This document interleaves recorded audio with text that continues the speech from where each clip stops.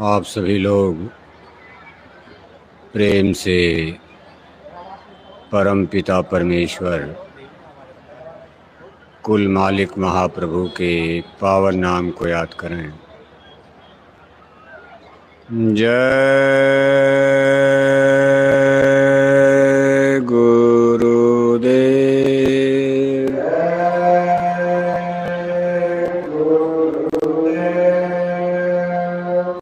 जय गुरुदेव नाम किसका? जय गुरुदेव।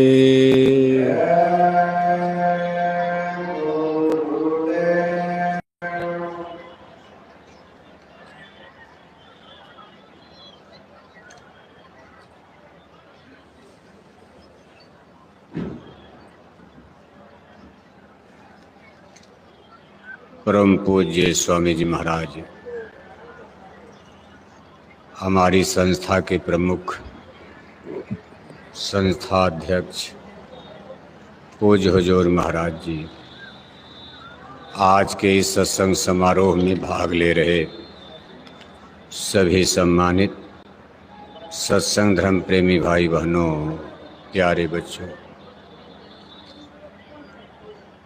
परम पूज्य स्वामी जी महाराज की यादगार में ये वार्षिक भंडारे का कार्यक्रम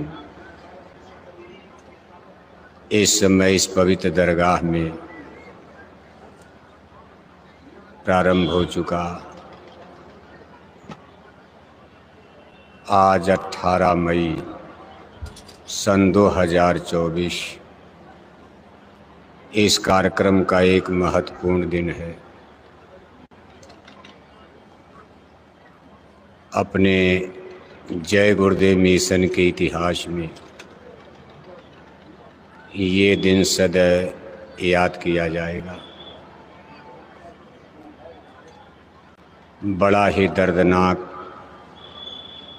बड़ा ही कष्टदायी और पीड़ादायक ये दिन आने वाली पीढ़ियां भी याद करती रहेंगी। आज ही के दिन परम पूज्य स्वामी जी महाराज को गुड़गांव के मेदांता अस्पताल से इस आश्रम की पवित्र धरती पर वापस लाया गया था और करीब करीब इस समय गुरु महाराज आश्रम पर आ चुके थे। हजारों लाखों की संख्या में प्रेमी भाई बहन आश्रम पर इकट्ठा हो चुके थे।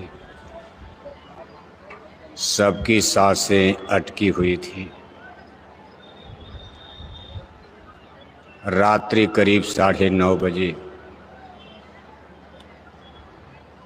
सबकी आशाएं टूट गई। परम पूज्य स्वामी जी महाराज इस नश्वर संसार से अलविदा कर गए। हम भोली भटकी मानव आत्माओं के लिए सारी जिंदगी कष्ट और क्लेश संघर्ष झेलते हुए जाड़ा गर्मी बरसात की परवाह किए बिना निरंतर लगातार 60 वर्ष तक दुख तकलीफ कष्ट उठाते हुए अपने जीवन के अंतिम चरण में इतना कष्ट और क्लेश उन्होंने उठाया।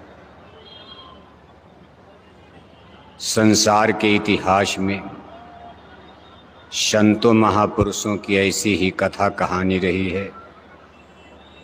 जीवों के उद्धार के लिए उनका यह भी एक सिस्टम तरीका होता। दुनिया पर आफत आनी थी, अपने सर पर ओढ़ लिया। देश आज़ाद होने वाला था 1947 में। भारत पाकिस्तान के बंटवारे की नींव पड़ गई। हिंदू मुसलमानों का दंगा खड़ा हो गया। भारत के पश्चिमी छोर पर मुसलमान हिंदू और सिख, मुसलमान हिंदू सिख को मार रहे, हिंदू सिख मुसलमानों को मार रहे। भारत के पूर्वी छोर पर जहाँ आज बांग्लादेश बना हुआ, वहाँ हिंदू मुसलमानों को मारने लगे, मुसलमान हिंदुओं को मारने लगे। उस समय डेरा व्यास पंजाब की गद्दी पर सदगुरु के रूप में बाबू सावन सिंह जी महाराज विराजमान थे। उनकी तबीयत कुछ दिन से नासाज खराब चल रही थी। पेशाब में उनके खून आ रहा था। कई महीने तक बड़े बड़े डॉक्टर्स, उस जमाने में यूरोप के, जर्मनी आदि के डॉक्टर बुलाए गए। यानी जब देश आज़ाद हो रहा है अभी, चूँकि वह एक स्वयं एग्जीक्यूटिव इंजीनियर थे, ब्रिटानिया हुकूमत में, अंग्रेज़ों के राज में, फौज में इंजीनियर थे, अंग्रेजी फौज में। विदेश के डॉक्टर भी उनको नहीं दुरुस्त कर पाए। अंत में उनकी तबीयत बिगड़ती ही जा रही थी। प्रेमियों ने कहा, गुरु महाराज आखिर ये क्या लीला। उन्होंने कहा, अभी मैं ठीक नहीं हो सकता हूँ, समय आने पर मैं अपने आप ठीक हो जाऊँगा। इसमें डॉक्टर वैद्य हकीम कुछ नहीं कर सकते। दुनिया के डॉक्टर लगा दिए जाएं, नहीं ठीक कर पाएंगे। खैर 1947 का दंगा समाप्त हुआ। भारत का पाकिस्तान का बंटवारा हो गया, पूर्वी पाकिस्तान, पश्चिमी पाकिस्तान। आगे चल कर के उनकी तबीयत भी कुछ ठीक हो गई। लोगों ने कहा, हुजूर मौज क्या थी। तो बाबू सावन सिंह जी महाराज ने कहा कि हमारी राधा स्वामी संगत ज़्यादातर पंजाब प्रदेश में, जिसका आधा हिस्सा पाकिस्तान में गया, उसको पश्चिमी पंजाब कहा जाता। आधा हिस्सा भारत को मिला, जिसको पूर्वी पंजाब। यानी इस समय जो भारत का पंजाब है, ये पूर्वी पंजाब है। पंजाब प्रदेश पाकिस्तान में भी है, लेकिन बंटवारा हो गया। पंजाब प्रदेश बहुत बड़ा प्रदेश था, ज़्यादा हिस्सा पंजाब पाकिस्तान में ही चला गया। और वहाँ राधा स्वामी संगत के नामदानी सत्संगी बहुत थे। बाबू सावन सिंह जी महाराज ने कहा, मेरे प्रेमियों का बहुत खून गिरने वाला था। मेरे बहुत से सत्संगी पंजाब में फंस गए थे। उनका कत्ल होता, वो मारे जाते। मेरा एक एक कतरा खून, एक एक बूंद खून जो गिरा है, मेरे हजारों हजार प्रेमियों का कल्याण हो गया, रखाव हो गया, बचाव हो गया। यानी मैंने सूली का कांटा बनाकर उनके जीवन को मैंने सुरक्षित किया है। और वो लोग सकुशल, तमाम सत्संगी बच करके डेरा व्यास पंजाब पहुंच चुके थे। कहने का मतलब ये है, महापुरुषों का दुख, उनकी तकलीफ, उनकी बला बीमारी रोग दोग को दूसरे परिप्रेक्ष्य में देखा जाता। जितने भी स्पिरिचुअल पावर अवतारी पुरुष इस धरती पर जन्म लिए हैं, सबका इतिहास आप पढ़ोगे, किसी का जीवन सुख से नहीं बीता। आज अपने हिंदुज़्म में, हिंदू धर्म में भगवान राम और कृष्ण को सुपर पावर के रूप में माना जाता। हिंदू लोग भगवान मानते, और उस भगवान के जीवन को जरा आप देखो। हमारा आपका जीवन तो फिर भी कुछ गनीमत है। कहा, करम गति टारे ना हिटरी, मुनि वशिष्ठ से पंडित ज्ञानी, शोध के लगन धरी। लेकिन सीता हरण मरण दशरथ का, वन में विपत पड़ी, करम गति टारे ना हिटरी। राजा जनक ने धर्म गुरुओं से कहा, महाराज ज्योतिष विद्या देख करके, जन्म कुंडली देखकर, समय और नक्षत्र देख करके शुभ मुहूर्त में शादी होनी चाहिए। कि मेरी पुत्री सीता को कोई तकलीफ न मिले। अब उस जमाने के श्रेष्ठ पुरुष वशिष्ठ और विश्वामित्र लगन पत्री देख रहे। राजा जनक की बारात, राजा दशरथ की बारात जनकपुर में कई दिन से रुकी है। कहा महाराज नक्षत्र तो अभी कल का है, कल का है। कहा कोई बात नहीं, बारात रुकने दो, लेकिन बढ़िया से बढ़िया नक्षत्र देखना, शुभ मुहूर्त देख करके शादी करना, तकलीफ न पड़े। और शादी की गई। राम सीता की जोड़ी अयोध्या लौटती और यहाँ सुख को कौन कहे, महल से निकल कर कहा वनवास हो गया। थोड़े दिन भी महल में रहने का मौका नहीं मिला। महलों के राजकुमार जंगल चले गए। 14 बरस, 12-13 बरस तो मंदाक चित्रकूट में बिता दिया। 1 बरस के लिए नासिक यानी पंचवटी गए। नासिक, गोदावरी नदी के किनारे पंचवटी नासिक में।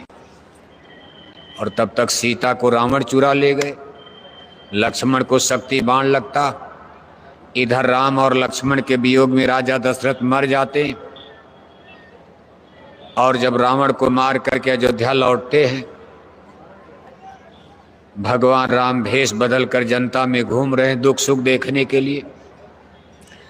कभी साधु बनकर, कभी भिखारी बनकर। पहले जमाने के राजाओं का ये नियम था कि साधु बनकर, भिखारी बनकर रात में अपनी प्रजा में घूमते थे कि भाई जनता हमारे सामने तो कुछ नहीं बोल पाएगी, अगर उसको कोई तकलीफ होगी तो अपने घर में बैठ करके या कहीं चौपाल में, चौक में बैठ करके लोग बात करेंगे, हम सुन लेंगे। हमारी जनता को वास्तव में तकलीफ हो, दिल खोल कर बात करेंगे। तो भगवान राम भी देखो ऐसे घूम रहे। एक धोबी अपनी स्त्री को मार रहा घर में और कह रहा बता तू रात में कहाँ रुक गई। उसने कहा भाई रात हो गई तो जजमानी में रुक गई। जजमान यानी जिसका धोबिन कपड़ा धोते थे, धोबी भी उस जजमान को जानता था कि अच्छे आदमी। लेकिन धोबी ने कहा ना ना ना, तुमको अब तेरे ऊपर मेरा भरोसा नहीं। तू रात भर रही कहाँ, तू झूठ बोल रही। और देख मैं वो राम नहीं हूं कि 1 महीना सीता जी रावण के पास लंका में रह गई। अब धोबी को क्या पता था रावण सीता को अशोक वाटिका में रखा था, महल में नहीं ले गया। लेकिन सुनी सुनाई बात, मैं वह राम नहीं हूं।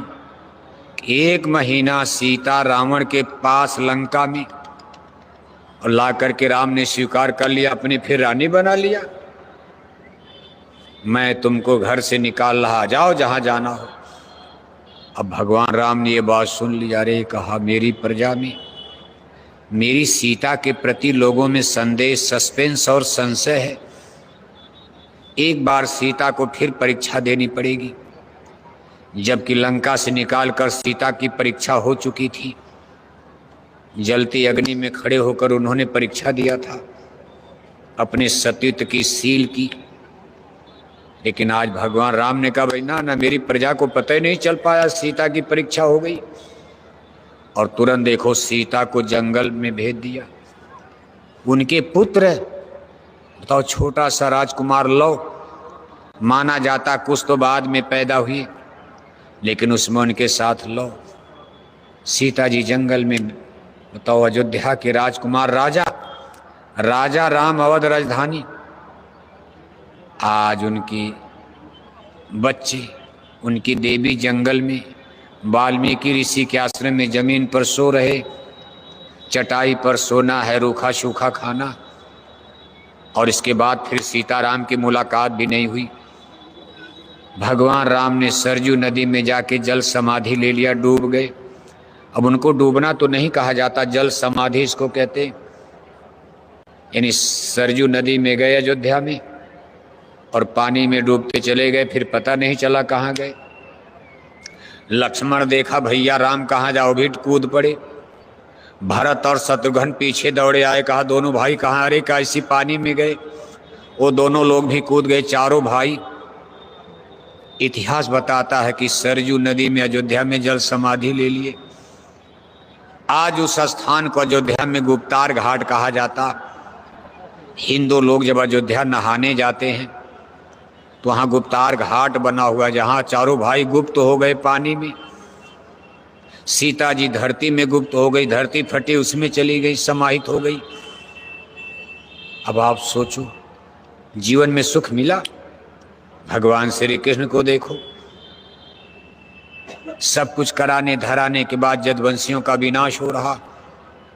भगवान कृष्ण के 8 रानियां, 59 लड़के, और जब जदवंशियों में युद्ध हुआ है, आप इतिहास पढ़ते हो कि 56 कोटि जदवंशी मारे गए। कोटि माने करोड़ नहीं, उस समय जदवंशियों में 56 वंश थे, उनकी जातियां अलग अलग उपजातियां, और सब मिला करके यदुवंश कहा जाता था। जैसे आज यादव लोग आपके गांव जिले में बहुत होंगे इलाके में, लेकिन सब यादव सब में शादी नहीं करते। वो भी कहते भाई बताओ आपका वंश क्या है, आपकी उपजाति क्या है, ढढ़ोर हो, ग्वाला हो, अहीर हो, गोपाल हो, घोष हो कि कमहरिया यादव हो, यानी यादव में भी यादव। ऐसे 5000 वर्ष पहले जब यदुवंश कृष्ण अवतारा, हुई हैं हरनि धरन यज्ञभारा। धरती के पाप ताप को मिटाने के लिए जब उस ब्रह्म पुरुष ने, जो त्रेता में राम बनकर आए वही अब कृष्ण बनकर पैदा हो गए, वही फिर आ गए। उस समय भी उनका जीवन संकट में बीता। बचपन गाय चराते बीत गया। यही मधुबन जहाँ आप बैठे, इसी को मधुबन कहा जाता। गाय चरा रहे हैं, कहा था भगवान कृष्ण को उन्होंने देखा भी था, नाम भी सुना था। अब राजा राजा लोग तो देख लेते, कहीं शादी ब्याह इधर उधर परिचय हो जाता था। वो भगवान कृष्ण से प्रार्थना कर रही, केशव हमको आप ही स्वीकार कर लो। भगवान कृष्ण अंतर्जामी द्वारिका में बताओ कहाँ अमरावती नागपुर महाराष्ट्र और कहाँ गुजरात द्वारिकापुरी। भगवान कृष्ण ने सुन, अंतर्जामी जान गए। सुबह जो है रुक्मिणी पूजा करने मंदिर में, भगवान कृष्ण द्वारिकापुरी से तुरंत पहुंच गए रातों रात। रथ लेकर हाथी घोड़ा से कोई इतनी दूर जाएगा? उन लोगों के पास भी जहाज था, उन लोगों के पास भी उस जमाने में यान था। पलक मारते मारते कहाँ चले जाएं, पातालपुरी अमेरिका चले जाएं। वहाँ खड़े हैं, जब पूजा करने रुक्मिणी आती, हरण कर लिया, हरण कर लिया, लेकर के भागे। फिर युद्ध होता है। शिशुपाल को तो उन्होंने मारा नहीं, लेकिन गिरफ्तार करके छोड़ दिया, और तब से शिशुपाल जलने लगे थे। भाई सही है, कोई बेचारा शादी के लिए तैयार है और उसकी दुल्हन को लेकर के कोई भाग जाएगा, अच्छा लगे उसको, कितनी बेइज्जती लगेगी। शिशुपाल सगी बुआ की लड़की, आज भगवान कृष्ण के अब दुश्मन बन गए। कहा भाई मेरी देवी को तैयारी मेरी थी कि भाई मैं शादी करूंगा और तुम लेकर चले गए। बार बार अपमान करना, गाली देना, ग्वाला है, अहीर है, चरवाहा है, असभ्य है, बदतमीज है, किसी दूसरी की औरत को चुरा लेता, तमाम प्रचार शुरू कर दिया। जैसे कुछ लोगों का काम ही होता है उल्टा प्रचार करना। अपनी बुराई तो समझ में आती नहीं है, अब उनको क्या पता कि ये कैसे खेल हो गया। अंत में देखो शिशुपाल का वध कहाँ किया। राजा युधिष्ठिर के राजसूय यज्ञ में, इंद्रप्रस्थ में जब यज्ञ हो रही थी, अग्र पूजा का प्रश्न आया। उस समय अश्वमेध यज्ञ में प्रथम पुरुष, जिसको समाज में सबसे श्रेष्ठ माना जाता था, पहले उसका चरण धोया जाता था। राजा रानी